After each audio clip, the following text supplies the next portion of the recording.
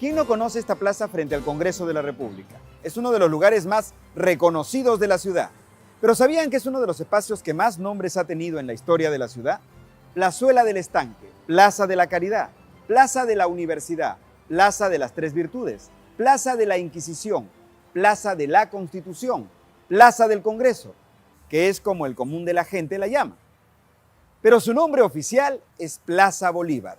Y la razón es el monumento al Libertador, que en este momento se encuentra en plena restauración por el Bicentenario. El poder legislativo es uno de los tres poderes del Estado. Representa a varias regiones en una sola nación soberana llamada República del Perú, que vio la luz como nación con su primera constitución en 1823. A portas de nuestro Bicentenario, esta es la historia de nuestro Congreso de la República.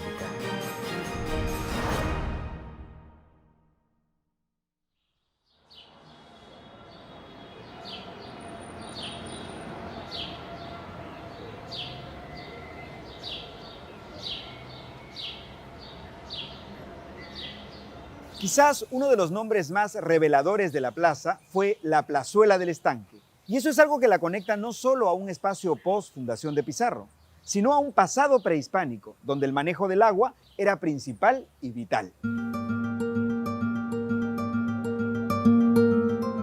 Y en efecto, los habitantes prehispánicos de la futura ciudad de los Reyes se habían preocupado en establecer una red de canales de agua para regar grandes extensiones de cultivo y almacenarla en ciertos lugares. Uno de esos fue la actual Plaza Bolívar, en donde los españoles aprovecharon para construir una gran caja de agua y luego una pila, en el lugar donde hoy está el monumento a Bolívar, y de la que se servían los vecinos, el gremio de aguadores y los caballos y mulas, pero también la gente del mercado. Y es que este lugar fue por muchos años, desde el Virreinato hasta la República, uno de los principales mercados de la ciudad, siendo todos al aire libre hasta que se construyó el mercado de la Concepción a mediados del siglo XIX, donde hoy está nuestro mercado central. Las plazas públicas tenían importancia porque eran los mercados que reunían la necesidad de los vecinos de poder abastecerse, en primer lugar. Luego también con el paso de los años se van a convertir en lugares donde se van a proclamar noticias importantes, tanto para el virreinato como también para la Iglesia Católica, ¿no? El Papa nuevo nombrado o la llegada de un arzobispo. Eran espacios que congregaban siempre la atención pública. Estamos hablando de una época en que la gente se demoraba mucho en enterarse de las noticias, ¿no? Entonces, el centro de la vida urbana en ciudades como Lima eran las plazas y principalmente las más importantes. La Plaza Mayor y la segunda plaza en importancia, la Plaza de la Inquisición, que nosotros conocemos bajo el nombre de Plaza Bolívar por el monumento colocado al general caraqueño Simón Bolívar. La forma que tenía antes la Plaza Bolívar hoy, o la Plaza de la Inquisición, era de una manera triangular o trapezoidal, ¿no? Básicamente, este espacio abierto se fue dando por el paso de acequias que circulaban por la zona, muchas de ellas relictos del canal Guatica, que le fueron dando justamente forma a los caminos que hoy son jirones. La forma de muchas plazas de la ciudad era basada por el paso de acequias. Todo el frontis donde está el Congreso tenía otra fisionomía, pues en el siglo XVI existieron principalmente dos locales importantes. La Casa de Recogimiento de San Juan de la Penitencia para mestizas, hijas de conquistadores, aquellas que habían sido abandonadas o huérfanas. Ese lugar ocupaba el lado izquierdo y la mayor parte del lado derecho la ocupaba el hospital e iglesia y posteriormente colegio de Santa María de la Caridad, dedicados a la atención de mujeres pobres. Por eso pasó a llamarse Plaza de la Caridad. En 1575, la Universidad de San Marcos se muda al local dejado por la Casa de San Juan de la Penitencia, y ahí pasó todo el virreinato, hasta inclusive después de la instalación en 1822 de la Asamblea Constituyente en el área de su capilla. Cambió de nombre a Plaza de la Universidad. La conocían como la Plaza de las Virtudes Teologales. ¿Por qué? Tenías la fe, representada por la Inquisición, la esperanza por la Universidad de San Marcos y la caridad por el colegio, hospital e iglesia de Santa María de la Caridad, ¿no? Entonces tenías las virtudes teologales. Aparentemente primó el Tribunal de la Inquisición, primó la fe sobre las otras virtudes y se le conocería como Plaza de la Inquisición. Viene la independencia y se le denomina Plaza de la Constitución, o también se le denominó Plaza del Congreso, porque en San Marcos fue asignado para el funcionamiento del primer Congreso Constituyente y luego en el propio local sanmarquino era utilizado por varias instituciones al mismo tiempo, una de ellas la Cámara de Diputados. En la Plaza de la Inquisición va a ser el tercer local que va a ocupar la Universidad Nacional Mayor de San Marcos. Habida cuenta que, como sabemos, fue fundada en el convento dominico, luego tuvo una segunda ubicación en un convento abandonado de los agustinos, para luego llegar a ocupar un espacio que antiguamente había sido un lugar dedicado a San Juan de la Penitencia, una casa de recogimiento. En primer lugar, San Marcos fue la primera universidad de América, ¿no? Por eso le damos el título de decana de América, ¿no? Hay que tener cierto orgullo del rol civilizador que cumplió la población del Virreinato del Perú con relación al resto del continente. Y por supuesto que aquel 12 de mayo de 1551, con los reyes de España, con la reina Juana, en nombre del rey del emperador Carlos V, crea o establece la Universidad de San Marcos, establece una universidad que ya está funcionando en el convento de Santo Domingo, por gestiones de los dominicos. ¿Por qué querían tener una universidad en Lima? Porque para los criollos, para los pobladores, era muy costoso mandar a sus hijos a estudiar a la península ibérica. Entonces pidieron las autorizaciones y así se estableció San Marcos. Cuando se crea la Universidad de San Marcos, era una universidad pontificia, en la cual se enseñaban carreras o cursos orientados a la religión. Sin embargo, posteriormente se convierte en una universidad pública, en la cual se van a enseñar carreras como derecho canónico, también derecho romano, se va a enseñar también lo que eran las cátedras de protomedicina, y va a ser un espacio abierto para los vecinos y también para personas que enviaban a sus hijos de otros lugares del virreinato. Recuerden que en esa época la mujer no podía ingresar a la universidad, la mujer estaba excluida del sistema educativo formal y esencialmente eran preparadas o para ser madres de familia o para ser religiosas, ¿no? Entonces la casa de recogimiento era para mujeres pobres, ¿no? Y en el caso del colegio también, igualmente era para mujeres pobres. Y como estamos hablando de una capilla o de una parroquia, y también estamos hablando de un hospital, ¿qué pasaba con las mujeres que se morían? Ahí eran enterradas, ¿no? Entonces es muy probable que debajo de la zona del Senado, del Palacio Legislativo, todavía hayan muchos entierros y principalmente de mujeres. Dentro del pensamiento de la época, en el cual la fe y la religiosidad era algo presente, toda institución pública, en este caso hospitales, tenían que tener su capilla, ¿no? La capilla primero servía para el auxilio espiritual, que contribuía también al sanamiento físico, según el pensamiento de la época, ¿no? Y por supuesto también como espacio para entierro. Habida cuenta de que muchos hospitales de la ciudad tuvieron sus criptas y generalmente los entierros eran realizados bajo suelo sacro, en ese caso bajo las capillas. Antes no existían instituciones de Estado civiles que se dedicaran a atender a los enfermos, a los necesitados, lo que siempre ha sido en cambio una característica de la Iglesia Católica, ¿no? Entonces eran hermandades, en este caso, de la Iglesia Católica, que hacían obras sociales. Durante el virreinato, las plazas siempre eran lugares concurridos y por supuesto perfectos para ir leyendo los bandos reales a todo el pueblo. Es por eso por lo que esta fue una de las 4 plazas en donde José de San Martín proclamó la independencia del Perú. Y al instalarse el Congreso y luego promulgarse la Constitución, pasó a llamarse Plaza del Congreso y Plaza de la Constitución. La plaza fue arreglada múltiples veces, sobre todo con la instalación del monumento al Libertador Bolívar, a mediados del siglo XIX. El cambio más prominente y notorio a la plaza se dio con el ensanche de la avenida Bancay, a partir de la segunda mitad de los años 40. La plaza estaba enmarcada por balcones corridos y era prácticamente un espacio cerrado. No solo se abrió un frente, sino que la plaza siempre había tenido un formato trapezoidal, que fue corregido para que sea cuadrangular. Y así, desde la avenida Bancay, no solo vemos el frontis del Palacio Legislativo, sino también la imponente estatua ecuestre de Don Simón Bolívar, que como sabemos por el Bicentenario, se encuentra en plena restauración.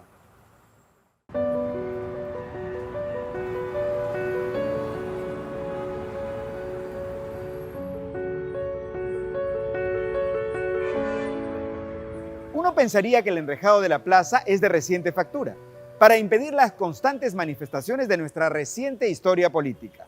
Pero el enrejado tiene que ver precisamente con la instalación del monumento al Libertador Bolívar, nada menos que en 1859, y cuya historia es también muy interesante. A Bolívar habría que agradecerle también el mejoramiento de la plaza.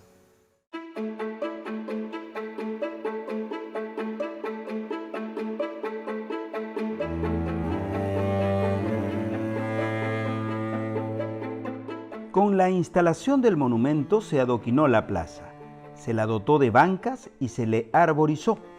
Como ya hemos comentado, el monumento vino a reemplazar una pila que ahí se encontraba, y la instalación del homenaje al libertador venezolano fue la culminación de un largo deseo de la patria que databa de 1825, año en el que Simón Bolívar aún se encontraba en el Perú. Y el Congreso, el mismo año, decide la realización de tal monumento, incluso colocando la primera piedra de este en la plaza. Curiosamente, en el mismo lugar donde años antes se planeaba colocar un monumento a San Martín. El mismo Hipólito Unanue se encargaría de los planes y las contrataciones, pero la salida de Bolívar, los cambios de mando, las urgencias económicas olvidaron el proyecto hasta que el presidente Echenique, en 1852, comisionó al sacerdote y político Bartolomé Herrera, que se encontraba en Roma, para que contrate la obra en Milán. El mármol y el bronce eran los materiales de moda, y con algunos bocetos realizados en el Perú, se escogió al escultor Adamo Tadolini, y para la base de mármol a Filippo Naccarini. Estuvo terminado en 1858, y en 1859 llegó al Perú con gran algarabía y con gran despliegue técnico.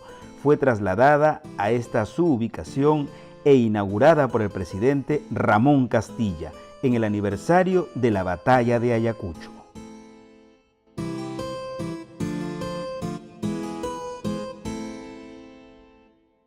El monumento a Simón Bolívar fue inaugurado en la plaza que lleva su nombre en 1858. Se convierte primero en el primer homenaje o en escultura pública a un personaje civil. Habida cuenta que los monumentos antiguamente eran más que nada religiosos y salían en procesiones, lo que están las imágenes. Era de bronce brillante cuando fue inaugurado. La crónica del comercio de la época menciona que era un día soleado y los rayos del sol hacían resplandecer el monumento como si fuera oro, por lo cual también nos sirve para darnos una idea de cómo es que con el tiempo ha ido cambiando, ¿no? Con los repintes y la pátina propia del monumento. Esto no fue hecho de manera inmediata, tomó su tiempo. Por tanto, lo que se realizó fue primero el pedestal o la base del monumento a Bolívar. Y años después, casi 20 años después que se realizó este pedestal, recién se va a realizar la obra, ¿no? El bronce de Tadolini que representa a Bolívar. Llamó la atención de muchos escultores de la época, ya que el escultor trabajó hábilmente el equilibrio del monumento que se encuentra sobre dos patas, ¿no? Y evidentemente cualquier escultor sabría eso, cómo buscar el equilibrio. Había habido un referente anterior a ello, realizado en Lima en el siglo XVIII, una escultura de Baltasar Gavilán, que se perdió en el terremoto de Lima de aquel siglo, ¿no? Pero los monumentos, como el de Bolívar, son bastante raros, justamente por el equilibrio en el peso que debe hallarse. Primero eso. Y segundo, la curiosidad, la historia urbana, cuenta también de que este monumento tiene un error en su diseño, ¿no? Que el asiento del caballo no tiene cincho o correa, y que en todo caso un caballo encabritado, como parece ser, habría arrojado a Bolívar por el suelo, ¿no? De haber sido real. Lo más importante del porqué de los monumentos, ¿no? Es la forma en que la sociedad recuerda a algunos personajes que han sido muy importantes o se les ha considerado en determinado momento importantes. Quisieron ponerle un monumento a José de San Martín en la actual Plaza Bolívar, pero después de haber seguido del Perú José de San Martín, decidieron ponerle un monumento a Simón Bolívar. Y eso fue en 1858 que se establece ese famoso monumento. En el pedestal están representadas en alto relieve las batallas de Junín y Ayacucho y el escudo del Perú. Y encima, el caballo de Bolívar se para en dos patas, dándole un efecto de movimiento y gallardía únicos. Hoy la Municipalidad de Lima se está encargando cuidadosamente de recuperar las características originales del monumento. y de conservarlo para los años venideros con técnicas modernas que aseguren el valor de una pieza histórica y monumental. Pero hay más por encontrar en la plaza. Desconocido es tu nombre, pero inmortal tu hazaña, en defensa de la patria. El 20 de marzo de 1996, Óscar Ferreira Jare, director del Instituto de Estudios Históricos del Pacífico, se encontraba realizando excavaciones junto con arqueólogos en un cerro entre los distritos de Chorrillos y San Juan de Miraflores, escenario de una de las batallas de la resistencia de Lima ante el enemigo de entonces. Ahí descubrieron el cuerpo de un chico de 16 años de rasgos andinos, que había muerto valientemente sin abandonar su puesto en una trinchera rudimentaria. En su pecho llevaba un detente del Sagrado Corazón de Jesús, pero su nombre sigue sin conocerse.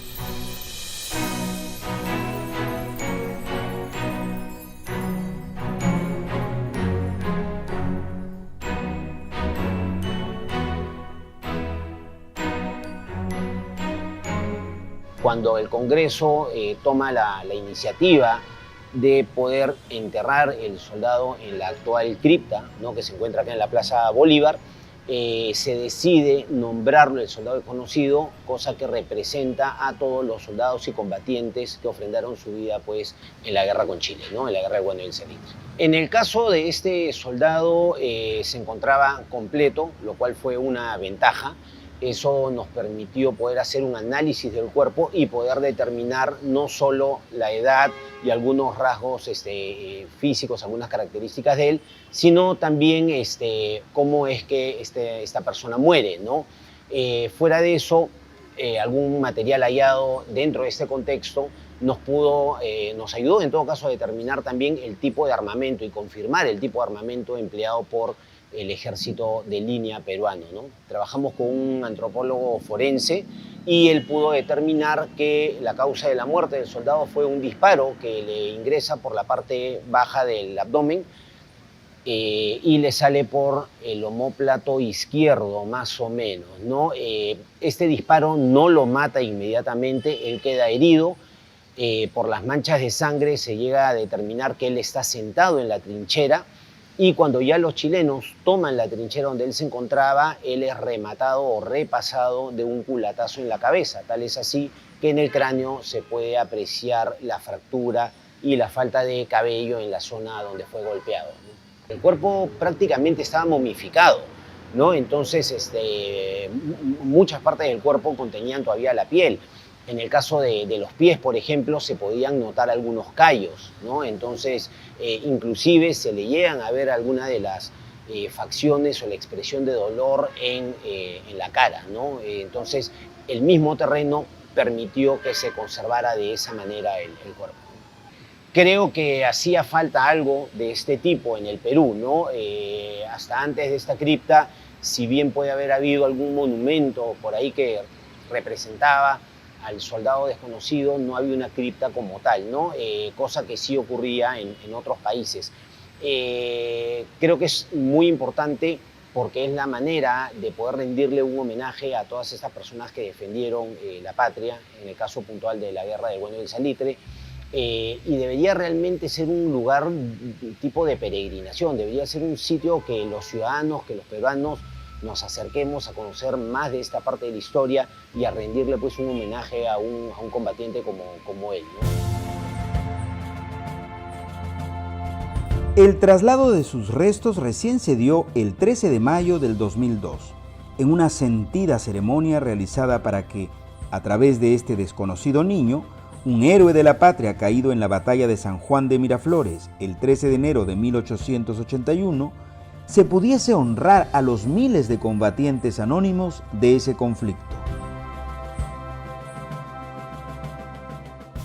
Habíamos dicho al comienzo que la plaza también había tenido el nombre de las tres virtudes, y estas se referían a las virtudes teologales, que son la fe, la esperanza y la caridad.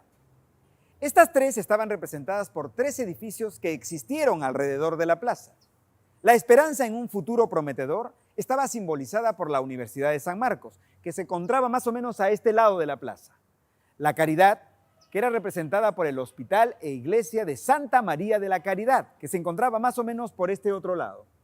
y la fe, que estaba representada por el temido Tribunal del Santo Oficio, también llamado la Inquisición.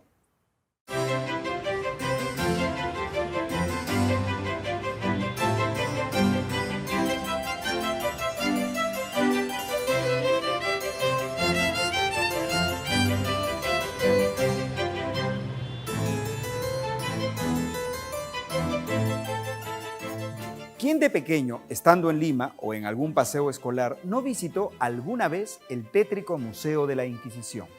Pero mucho tiempo después, este espacio transformado sirvió también como local del Senado de la República del Perú.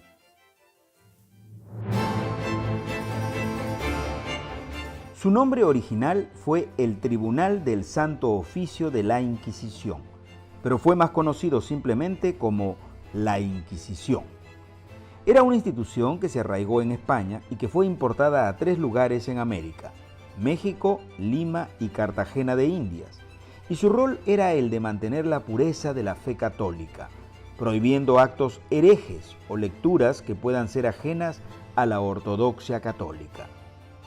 Al Perú llega en 1570 y se traslada a este lugar en 1584. Y fue tan importante que la plaza comenzó a llamarse Plazuela de la Inquisición, nombre que llenó gran parte del virreinato. El local acogió durante todo ese tiempo salas de juicio, cárceles, salones de tortura y una capilla. En las postrimerías del virreinato, específicamente en 1820, fue eliminada por completo. Y sucedió un hecho extraordinario. Una turba la saqueó apenas enterada de su eliminación. La Iglesia Católica, dentro de sus atributos de poder salvaguardar la fe, de cuidar la religiosidad de las personas, por supuesto creó un tribunal para poder, digamos, desterrar cualquier práctica que esté fuera o ajena a los principios, ¿no?, que la fe ordenaba para esa época, ¿no? La Inquisición empieza en Europa y por supuesto llega a Lima el año 1560 con un primitivo local que estuvo ubicado en el Región de la Unión, donde está la Iglesia de la Merced al frente.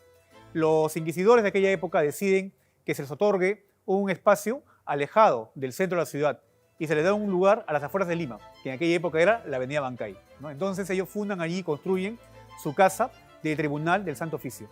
En primer lugar, en la etapa, digamos, del virreinato, en el mundo entero, y antes del virreinato, predominaba la intolerancia religiosa. No existía libertad religiosa. ¿Hubo libertad religiosa en el Perú preincaico? Tampoco. ¿Lo hubo en el Imperio de los Incas? Tampoco. ¿Por qué?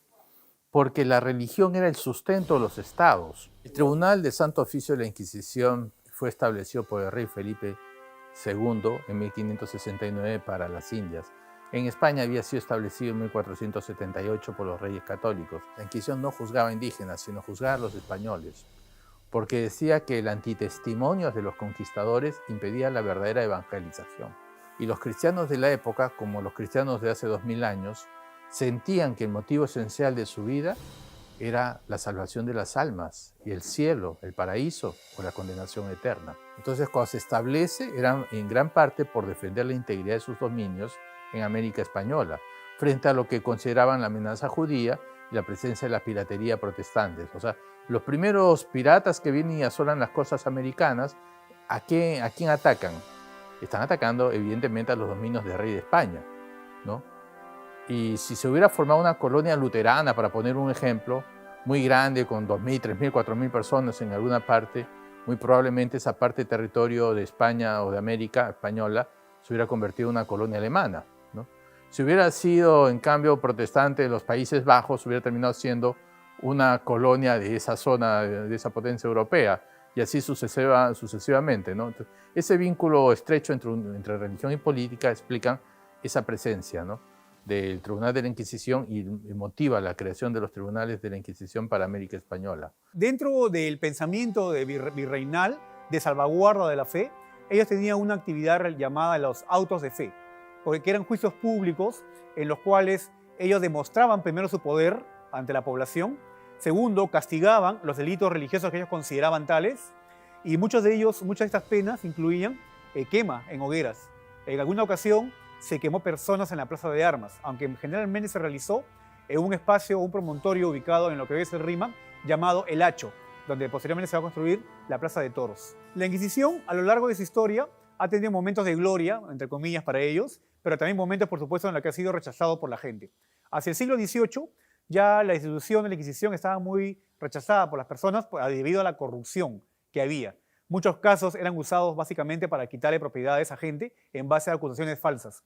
Por tanto, las Cortes de Cádiz, en 1814, deciden suprimir la Inquisición. No solamente en España, en Europa, sino también en el Nuevo Mundo, en ese caso, en el Perú. En los 250 años de la historia del Tribunal de la Inquisición de Lima, hubo un total de 32 condenas a muerte, 32 en 2 siglos y medio, de los cuales 23 eran judaizantes. Los judaizantes, ¿quiénes son? Aquellos que, diciéndose cristianos católicos, en realidad descubren que son judíos. ¿Por qué podían ellos esconder su religiosidad? Los judíos habían sido expulsados de España. Antes ya había pasado cosas peores con ellos en Inglaterra, en Francia y en Alemania. En Alemania se los quemaron vivos, literalmente, ¿no? En Francia e Inglaterra también los expulsaron. Entonces muchos de ellos, queriendo, digamos, al igual que los españoles, venir acá a América atraídos por la leyenda del oro o de sus riquezas, entonces fingían ser católicos. Por ejemplo, un judío que se llamara Abraham se cambiaba de nombre por Fernando, cambiaba su apellido por un apellido católico y se presentaba y venía acá a América. De hecho, que hasta en los navíos de Colón llegaron los primeros judíos a América. Si la Inquisición los descubría, a ellos o a sus descendientes iban a ser procesados por el Tribunal de Santo Oficio. Se les llama judaizantes porque en realidad son cristianos católicos, están bautizados como tales y, siendo católicos, han retornado a su culto anterior. Por eso se les considera apóstatas, es decir, gente que ha abjurado de la fe. Si no hubieran estado bautizados, no podrían ser juzgados por la Inquisición. La Inquisición solamente juzga a católicos bautizados como tales o cristianos bautizados como tales. Años después, se va a instalar en ese edificio el Senado de la República, ¿no? En el antiguo espacio que fue los salones de la Inquisición. Y esto fue motivo para que en 1897 se construyera una nueva fachada en el lugar. Una fachada que simule o sea inspirada en el Senado romano y que es el que conocemos como el Museo de la Inquisición. Pero, ¿qué pasó después de la independencia con el local? Tuvo muchos usos, convirtiéndose en cuartel, cárcel y alojamiento para los diputados que venían desde provincia. Pero muchos de sus otros ambientes siguieron utilizándose para otras funciones, inclusive culturales. Desde 1829, el Perú contó con un Congreso bicameral, por lo que la Cámara de Senadores, que sesionaba en el Salón General de dicha universidad, tuvo que trasladarse años después a la Sala de Audiencias del Tribunal de la Inquisición, en donde se quedó hasta 1939. La Inquisición nunca tuvo este frontis, sino más bien era una casona de tipo virreinal que incluía el espacio que hoy ocupa la Bomba Roma número 2. Este frontis fue creado en 1897 como una especie de templete griego. Y como nada es casualidad, la relación entre Grecia y la cuna de la democracia estaban siendo explícitas en este local que ya hacía tiempo funcionaba como el Senado de la República. La sala de sesiones de los senadores era la sala misma del Tribunal de la Inquisición, que tiene un bello artesonado rococó de la época virreinal en el techo. También en este local sucedió un magnicidio muy sonado. En el patio del antiguo local del Tribunal de Santo Oficio fue asesinado el expresidente Manuel Pardo. Justamente hasta el día de hoy, en los recorridos de museo que había en el lugar, se podía encontrar el lugar donde se indicaba el espacio donde cayó muerto él, ¿no? Asesinado, por supuesto, fue un magnicidio que conmovió a mucha gente en aquella época. Habida cuenta que hablamos de una época en que el gobierno peruano era dominado por militares y la existencia de un partido civil o un partido civilista como el fundado por él era algo necesario, pero a la vez tenía muchos enemigos. Y la muerte de él, sin duda, pues, fue muy comentada y hasta ahora objeto de tesis e investigaciones. A partir de 1969, el local fue transformado para educar a la ciudadanía a través de dos museos, el de la Inquisición en su parte inferior y el del Congreso en su parte superior.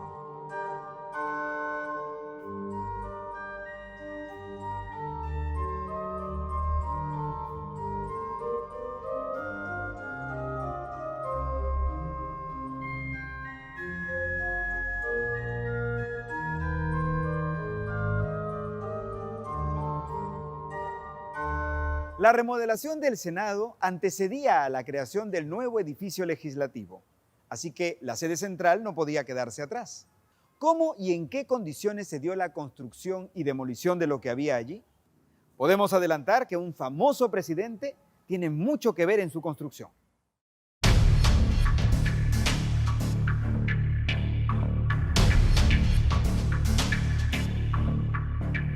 Miren este monograma en el suelo del Hall de los Pasos Perdidos. Algunos creen ver las iniciales de aquel presidente que les mencionaba antes, ABL, Augusto B. Leguía. Pero en realidad son una P y una L, Palacio Legislativo. Aunque la importancia de Leguía no se puede minimizar en el rol que jugó en su construcción, tampoco era como para que pusiera sus iniciales en la entrada.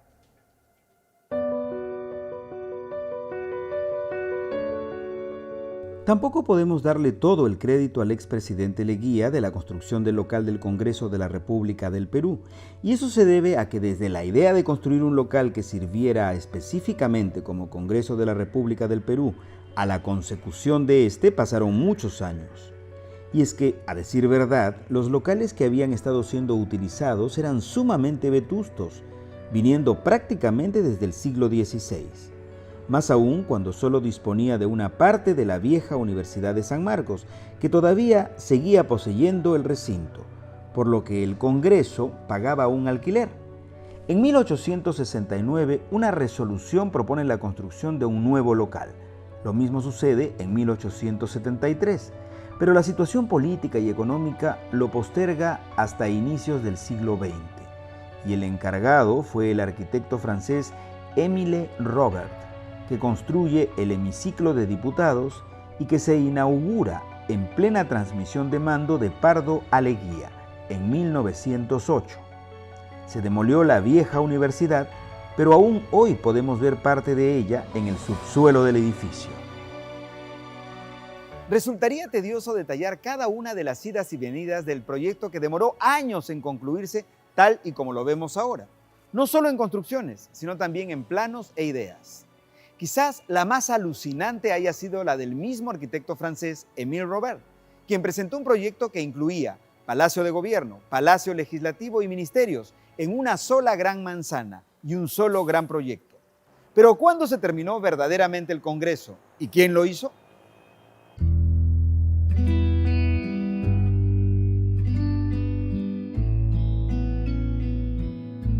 La Cámara de Diputados aún no podía sesionar allí, y sesionó temporalmente en el Palacio de la Exposición.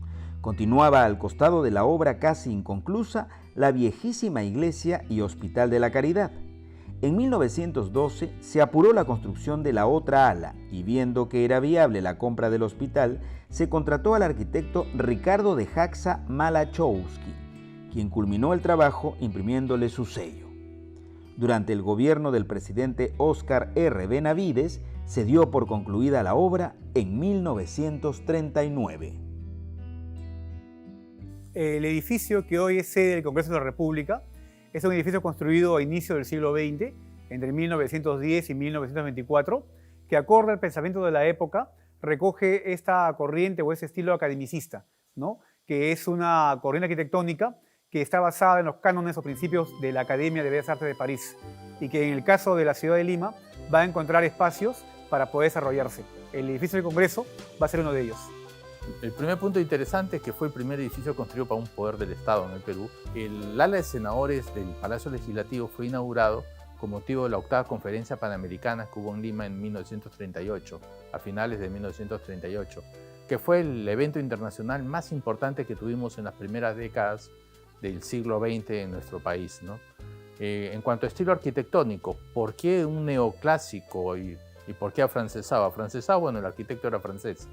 ¿En qué se demuestra? Por ejemplo, que las columnas en la fachada principal las tenemos en pares, típico de la arquitectura francesa. Neoclásico, ¿por qué buscan como inspiración a los griegos y a los romanos? Porque la primera democracia del mundo, la ateniense. El primer senado del mundo es romano. Las fuentes de inspiración son griegos y romanos, la arquitectura de hace 2000 años, para dar una imagen de solidez, en que las instituciones perduran por encima de los hombres, continuidad en el tiempo y de poderío. Claro, es un poder del Estado, ¿no? No es un organismo autónomo el Congreso, es un poder del Estado. El edificio del Congreso respeta el entorno en cuanto a la manzana que se fue adquiriendo y ampliando con continuas remodelaciones realizadas a mediados del siglo XX. Me refiero puntualmente a la Plaza Bolívar. Era un edificio que estaba frente a una plaza triangular, pero ahora con una gran plaza abierta cuadrada, luego de las demoliciones que se hicieron en 1945 en adelante, le da magnificencia y, por supuesto, majestuosidad a este edificio, ¿no?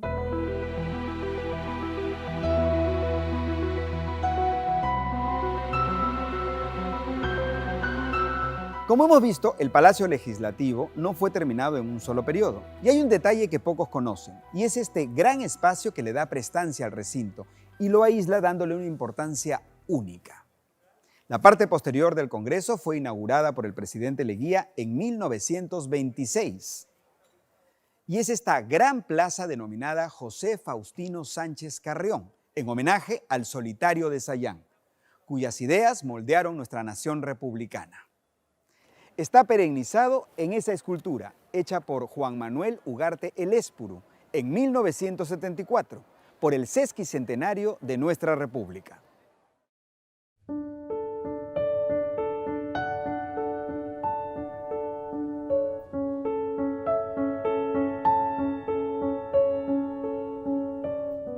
No solo hay arquitectura, también hay arte en el Palacio Legislativo. Luis Agurto fue un importante escultor piurano cuya obra se encuentra en varios lugares de nuestra ciudad. Y aquí, en el frontis del Palacio Legislativo, realiza una alegoría de la patria y sus tres poderes en una sobria armonía. Pero no es el único arte, ni de Agurto, ni de otros, que podemos observar en el recinto. El Congreso posee un rico patrimonio artístico imposible de dejar de lado.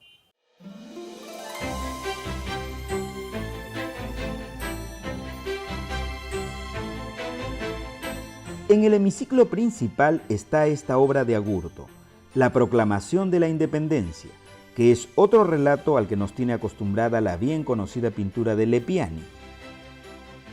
En el mismo hemiciclo se encuentran los dos óleos de los libertadores del Perú, realizados por Daniel Hernández en 1919 y colocados allí antes de la celebración de nuestro centenario independentista. Son magníficos ejemplos de figuras heroicas y en pleno descanso antes de acometer su destino. Se encuentra aquí también la réplica de la curul del senador vitalicio y máximo héroe de la nación, Miguel Grau Seminario. Pero si caminamos por el hall de los Pasos Perdidos, que están llenos de bustos de los presidentes de los congresos constituyentes, podemos darnos cuenta de otras cosas. Es lógico que al caminar casi nunca levantemos la vista, pero muchas veces hacerlo nos daría gratas sorpresas, como las de los vitrales del Congreso.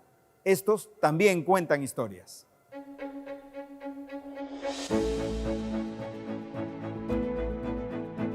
No solo son bellos de por sí, sino que hay alegorías a la patria y a conceptos como la ley y la justicia, y están tan hermosamente ensamblados que a veces la luz irradia un colorido único al recinto, incluyendo al hemiciclo. Pero también hay diversas salas y mobiliarios únicos. Dos frescos del pintor Quispe Sacín, muy particulares, pero este lienzo del célebre Luis Montero titulado El Perú Libre y realizado en 1853 es quizás una de las obras más valiosas que tiene el Congreso. Un joven de rasgos indígenas alude a nuestro pasado que ha sido liberado de sus cadenas, gracias a la providencia a quien dirige la mirada, y es cubierto por túnicas de la nueva bandera y de la nueva república. Este cuadro fue recuperado y devuelto al Congreso en 1964. Un edificio de las características que tiene el Congreso de la República es también una obra de arte. Por tanto, apreciar su fachada con un grupo escultórico de Santiago Agurto o ingresar al interior y en la Cámara, por ejemplo, donde se reúnen los congresistas, encontrar esculturas que representan a la fe, a la justicia, obras del escultor Matiu o pinturas mismas en su interior, sin duda también nos permiten realizar un viaje en el tiempo para ver etapas distintas de nuestra historia a partir de estas obras de arte. El mármol en los edificios públicos tiene un significado importante, habida cuenta de que va a ser un elemento incorporado en la arquitectura en el siglo XIX, sobre todo en el periodo del neoclásico, y lo que busca es evocar los grandes palacios del periodo griego. ¿no? De Grecia, de Roma. Una de las curiosidades que tiene el edificio del Congreso es que no hace muchos años se abrió al público un sector donde se han encontrado antiguas bases y pilares de lo que fue la antigua Universidad de San Marcos. Inclusive se encontró una fosa, ¿no? Que, bueno, muchos coinciden en que tuvo una función antisísmica en aquel periodo, y el piso de canto rodado. Por tanto, es un edificio, pero que a la vez es un palincesto, porque está ubicado sobre una antigua edificación de la cual todavía queda hasta el día de hoy evidencia.